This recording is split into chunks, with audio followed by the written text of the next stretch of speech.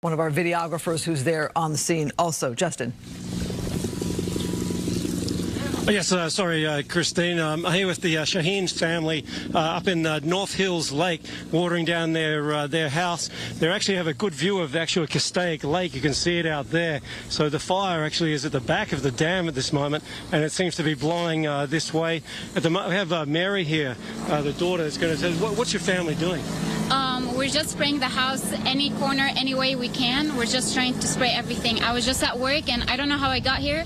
I even left my car down the street. I'm like, I'm not leaving the house right now. I'm coming. I ran all the way up the street, helping. Hopefully nothing will happen, but we're staying faithful. Staying faithful. And yeah. The fires that have been happening elsewhere in the city, in LA County, is that on the back of your mind? Yeah, actually, for the longest time, we thought it was too far, too bad. But right now, hopefully, with the lake right next to us, nothing will damage this area as much as other areas right now. But faithful, I don't know. We're not leaving. The whole area is staying right here, the whole street. We're all defending our houses right now, so we're not moving. No plan to evacuate?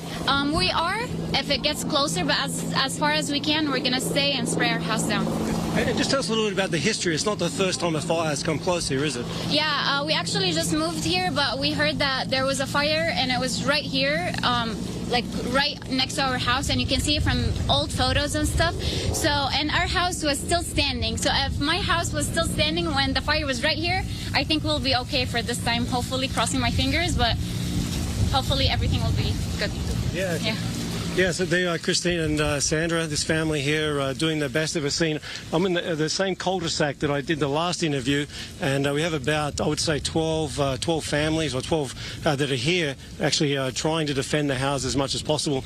And I think most of them will leave if the flames come close. But they're certainly doing their best. And just to give you an idea, these fires are very destructive, but also, quite pretty, if that's the way you could use. There's the sun, beautiful orange glow as it comes through, a dangerous orange glow. So that's all from here up in Castaic. Back to you in the studio. Yeah, there is that cruelty to a situation like that with these fires where you have something like that you were talking about. Right now, though, we see homeowners so very concerned about their properties.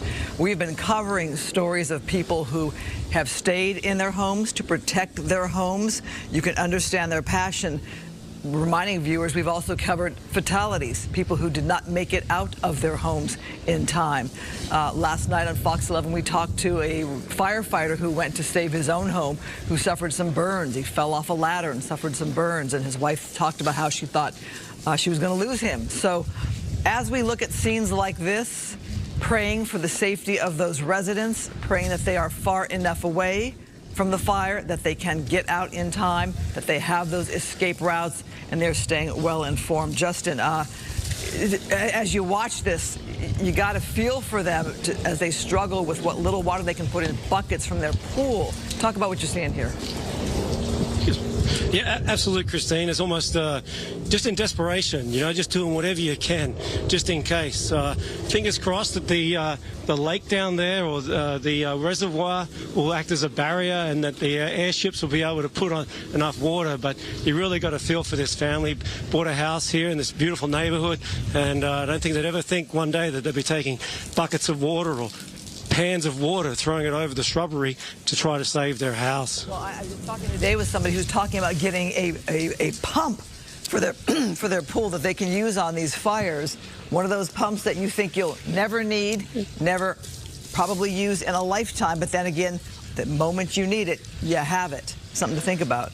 Yeah, Justin, talk about the winds you're feeling there, because you could see it blowing harder than we've seen in the past. Definitely the weather, it looks like it's changing a little bit, but obviously not as severe as we've seen a couple weeks ago during the Palisades and Eaton fire, but it does seem like there are gusts from time to time.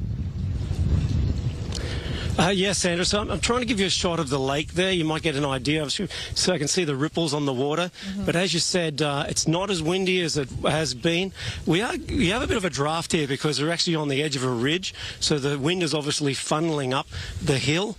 We are getting a gust. I'm not a meteorologist, but I do sail, and I could tell you the feeling I'm having is around about, I would say, 8 to 9 knots at the most. So the wind's not really blowing that hard, but certainly it's pushing that fire, and so there is a wind, but it's not the dramatic winds that we saw 2 weeks ago in the Palisades. But I think you'll agree with me. I was out the Altadena fire zone on Sunday, and just the way it hopscotched around, where you have one building completely standing, and then the next 3 down from it completely burned out, and then it's burned all the way down to grocery stores, from the hillside to the grocery stores.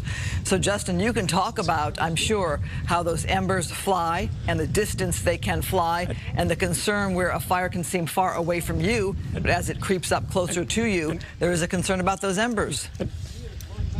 Yeah, and Christine, if I could butt in there, yeah, we've got an ember that's obviously being carried by the wind, so it's created a spot fire there. I couldn't tell you where the actual main fire is, but you can certainly see the smoke there. So a concern here that this fire is jumping. The wind has picked up all of a sudden, so you got to feel for these homeowners that are here waiting. Hopefully we can get a helicopter over to that location. That's on the north side of the reservoir, northeast side. So thankfully we still have that volley of water in front here, but if those winds kick up, they're certainly going to keep blowing embers this way.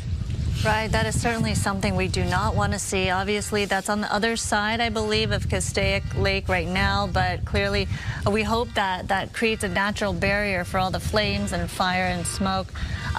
Somebody who can tell us a lot about the wind and the weather conditions out there, Samada, you've been watching this change. It looks like it's shifting. Yeah, and it's something that, of course, we don't want to hear, that the fact that winds are increasing, as Justin has giving us an observation. And wind speeds, we have been picking up a range of 15 to 20 plus miles an hour. And those are sustained velocities, but there's those strong bursts of winds, and that poses more of a threat, considering that will drive the embers even further downwind and create more spot fires, as we're seeing before our eyes. And some of the winds in the Castaic area, gusts were reaching up to 30 plus miles an hour and could increase the range, Christine, Sandra, up to 40, 50 to even 60 mile an hour winds at times. But yes, if you're comparing what we all witnessed during January 7th, we're not anticipating hurricane force conditions of 80, 90, 100 miles an hour. But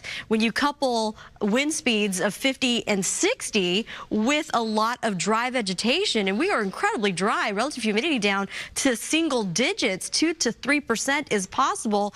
And unfortunately, the fuel will help drive the fire to expand and spread. And the terrain, it's a topography driven fire as well. When we're dealing with those hills, and fires tend to race faster uphill as it preheats the land ahead of it and rushes up to the ridge top and create, again, a whole new separate issue for the firefighters. So we have 3 components in place, and that is what is driving these very fast moving conditions. As you both pointed out, it started off very small and then quickly grew to 500 acres. Now we're dealing with more than 5,000 acres as this latest fire continues to grow. And it's situated just